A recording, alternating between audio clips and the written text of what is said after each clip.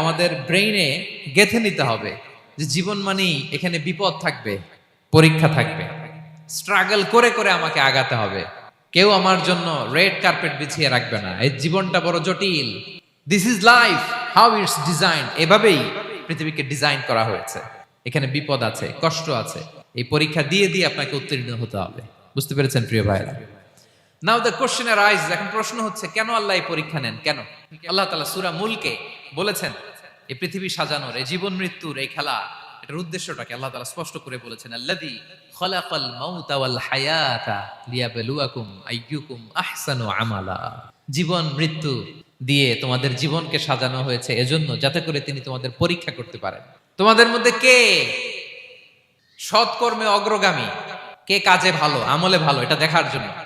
Basically আল্লাহর দেখার প্রয়োজন নাই, আমাদেরকে দেখানোর জন্য এই পরীক্ষার আয়োজন।